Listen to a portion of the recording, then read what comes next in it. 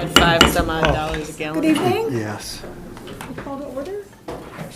Mike Davenport, Here. Christopher Espinoza, Here. Cheryl Fuller, Here. Jenny Hagstrom, Here. Carrie Pavicic, Here.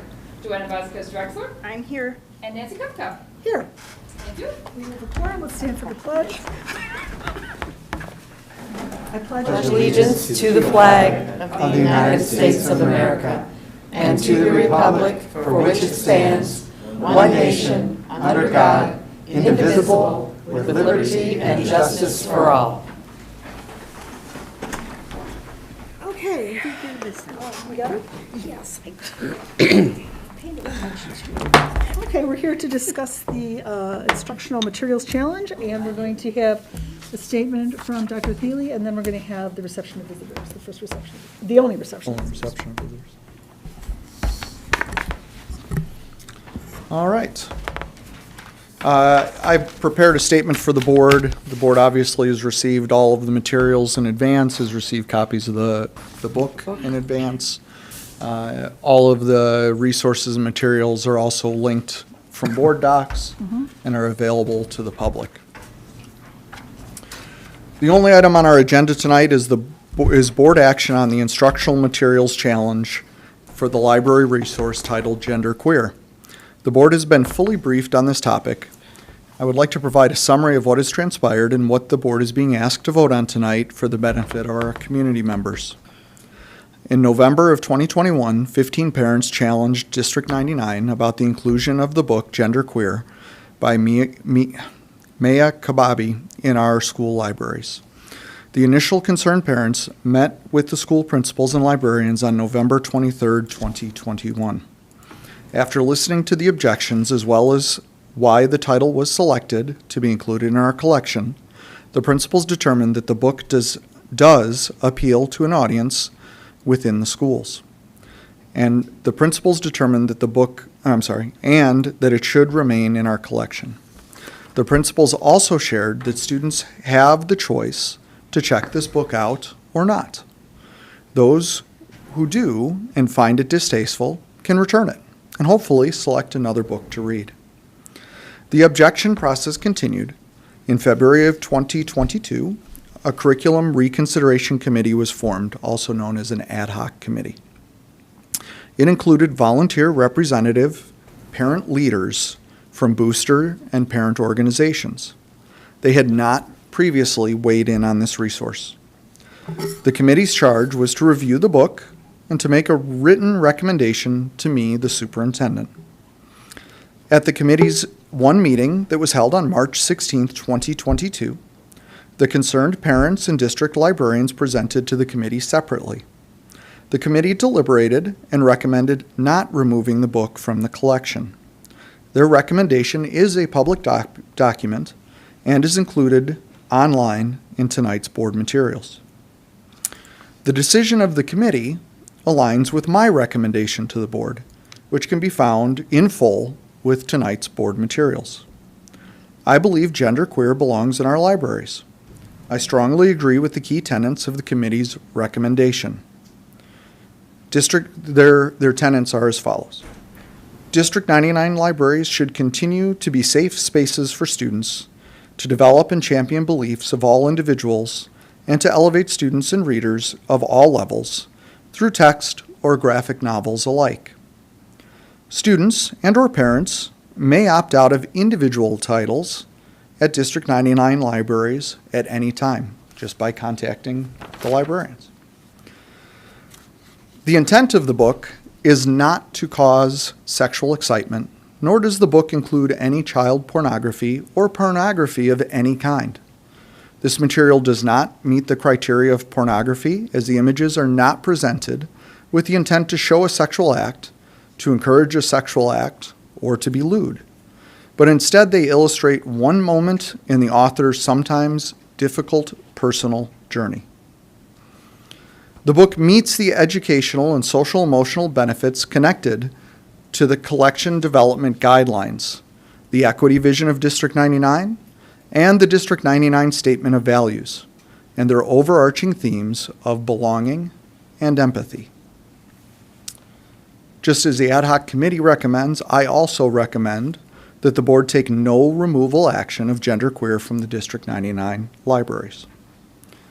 Tonight under action, per Administrative Regulation 6.260AR1, the board may choose to do one of three things. 1, accept the committee's report. 2, reject the report. Or 3, modify the educational use of the challenged material.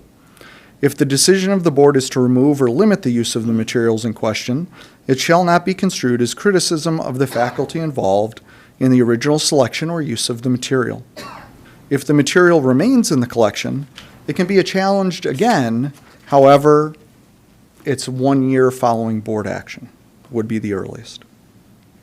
However, once again, my recommendation is to accept the recommendation of the ad hoc committee and to take no removal action of genderqueer from the District 99 libraries, and that's what appears as the action item for this evening.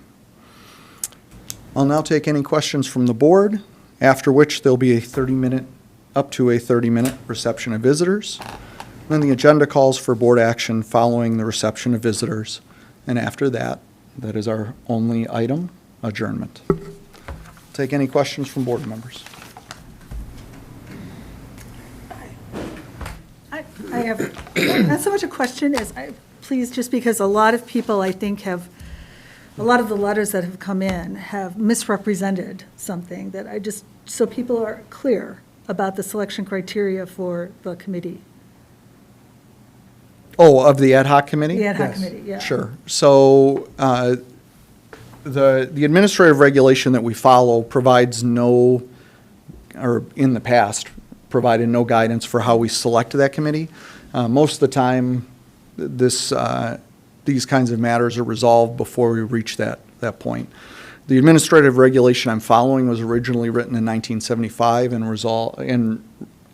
reviewed again in 2015 before I was superintendent, before this matter came forward. So together with the principals, we had to try to figure out a fair way to form this ad hoc committee. So what we did was we reached out to parent leaders in our parent and booster organizations. That was about 30 parents that are actively involved in athletic boosters, fine art boosters, parent clubs, and the like. Those 30 parents all received that, and none of them could have reached out to me on this matter before this, right? One way or the other. One way or the other, right. So I emailed those 30 parent leaders and said that we have a request to form this committee to review this resource. I don't believe I named what the resource was. I just said that we have a challenge.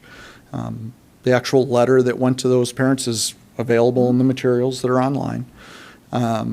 From those 30 parent leaders, 7 volunteered to participate in part of the process, and all 7 participated.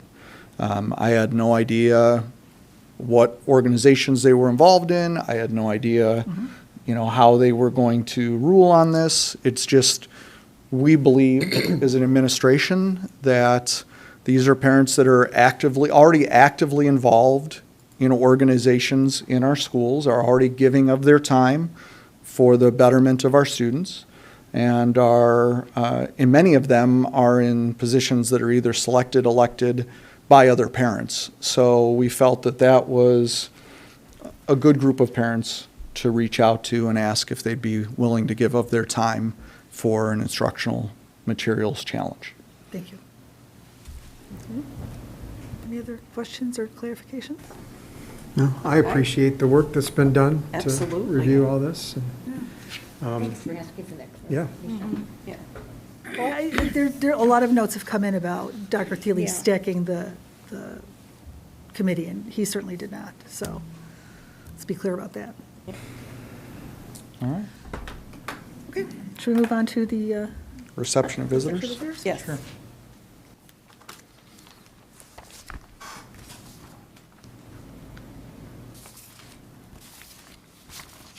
All right, we have 5 comment slips. So we'll be able to get to all of them within the 30 minutes that are designated. It's the way that reception of visitors works. It's a 3-minute opportunity to address the board.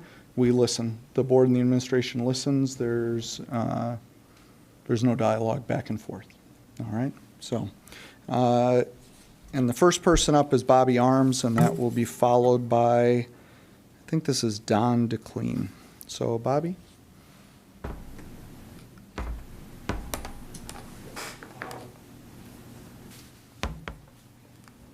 Hello, my name is Bobby, and I'm just going to start right off and say that I've read the book. Something that it did do was the book honestly bored me a little bit, and something that it did not do was make me something that I'm not. At no point was there any rhetorical attempt to persuade me to induce these struggles in myself that weren't already there to begin with. In other words, I felt the very same before and after reading it. I also think banning books is something that is universally wrong. I think that banning books symbolizes a fear of the ideas that the book represents. It also promotes an overcast of ideology conjured by the few and blocking the free-thinking skies of the many. In other words, to ban this book is to say we think the children are too weak to be able to stand steadfast on their own opinions, values, and identity. It's similar to saying that a child will buy every product of every advertisement they see just because they like all the jingles, and that they lack the ability to decide and act on what they want and don't want. I think that students are enough will to decide for themselves how they feel about this book. It's a great resource for those who are feeling similarly to the author, but for those who feel even indifferent about their gender, it will not and does not try to influence them in any way. If you are for banning this book, then I implore you to read it. You will see how harmless this memoir really is. If you refuse to read it, then how can you advocate to ban something you don't fully understand? If you find yourself following a shepherd-led bandwagon, then please split from the herd and at the very least understand why you feel the way you do. And lastly, I just want to add that banning the book will only add more interest to it by virtue of it being on a banned book list. Thank you. Thank you. That's excellent. Our next speaker is Don DeClean, followed by Eileen Briner. Good evening. My name is Don DeClean, Downers Grove resident for about 28 years, and thank you for allowing me to speak. The enrollment in public schools is going down a little bit. Now, a lot of that has to do with COVID. Some of it has to do with CRT teaching and sex education. Homeschooling has increased from 5.4% in the spring of 2020 to 11.1% in the fall of 21. That's more than double.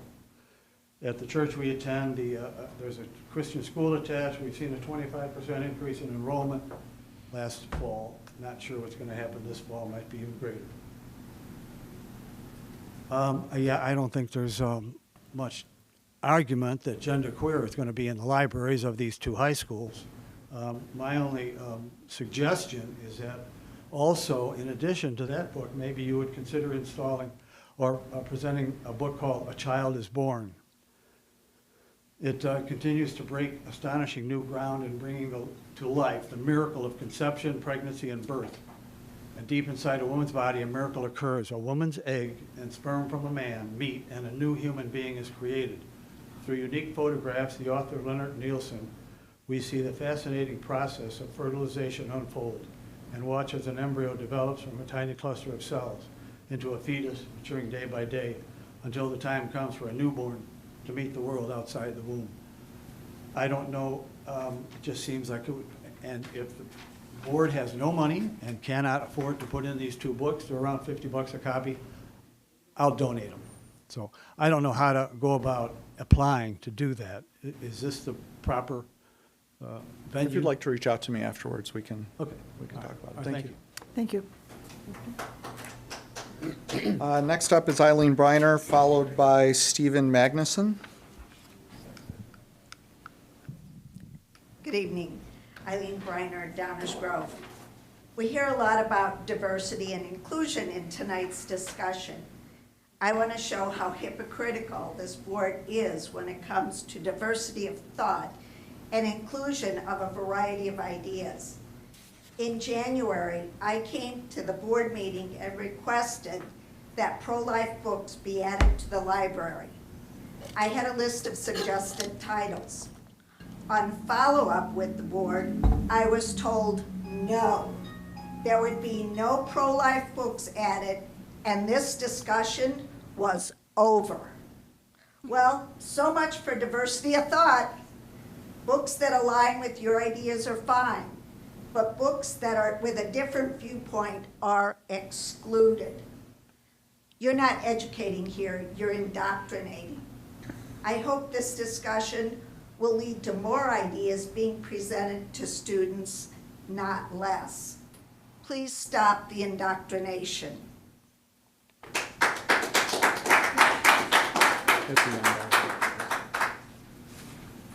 Stephen Magnuson, followed by Barb Ellen. Hello. I personally am I go by gender fluid. That's the gender I work with. And personally, I've struggled a lot with that and my mental health over a long period of time. Having a book like Genderqueer would have been really nice for me when I was actually going here still. Might have actually helped me to sooner come to terms with who I am as a person and help a lot with my personal mental health struggles and my issues with suicide.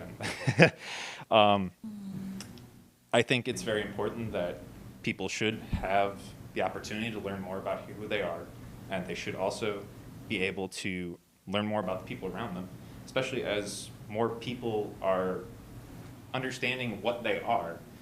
I don't think you should be stopping them from learning what they are, because all that does is make them hurt. Removing this book wouldn't be about stopping indoctrination.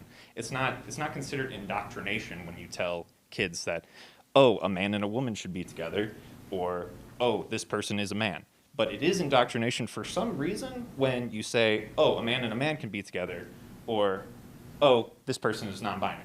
Like, I personally just don't understand the, thought process behind that. It's always kind of eluded me. But the idea of removing a book about finding out who you are and going on a journey is, backwards. And frankly, I personally think you should be teaching more of these as part of, the English curriculum. We see a lot about, Shakespeare and stuff like that, which is very important in its own right, but it doesn't relate as much to people in the modern era. It has a very important literary significance, but we don't talk about, modern struggles as much. At least we did when I was here a couple years ago. I think it would be, frankly, good if it was actually taught as part of the curriculum. But that's it for me. All right, our final speaker is Barb Ellen.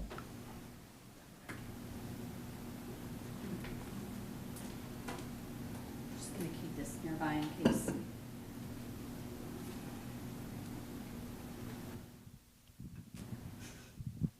Okay.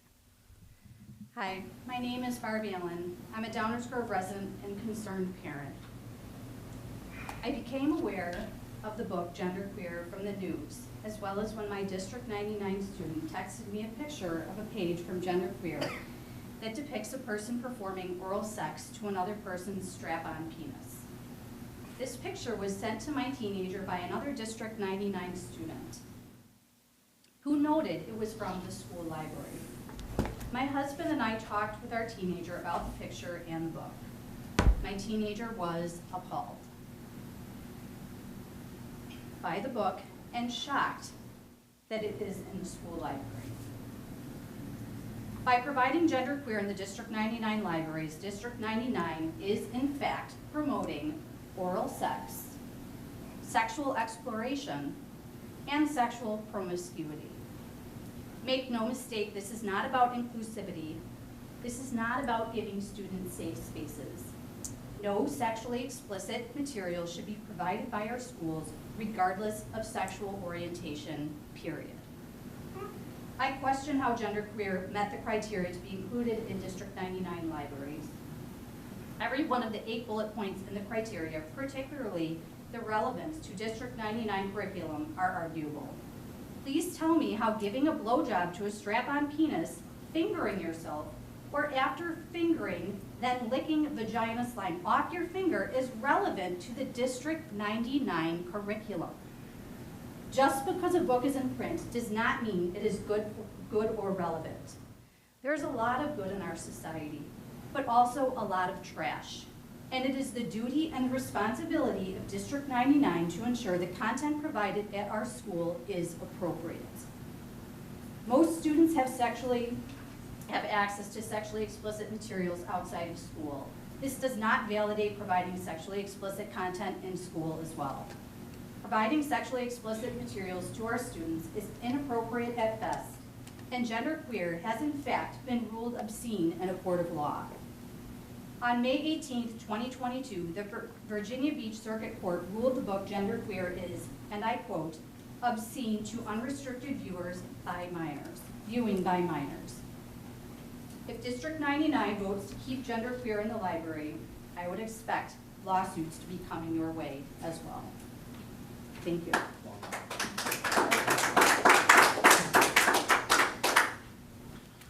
Just to clarify, board members, as you're aware, we did receive from Mrs. Briner suggestions of books that should be in the library.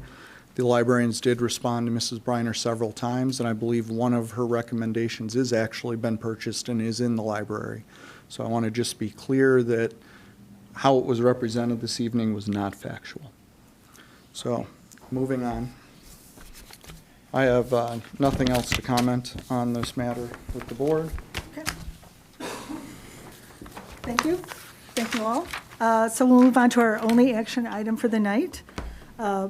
We have requesting a motion for the Board of Education to accept the recommendation of the Ad Hoc Curriculum Objection Committee and the superintendent and take no removal action on the book Genderqueer. So moved. I think it was Mike and Mike and then Joanne. Joanne. No, Chris. Oh, it was Chris and Joanne, excuse me. Thank you very much. Christopher Espinoza. Aye.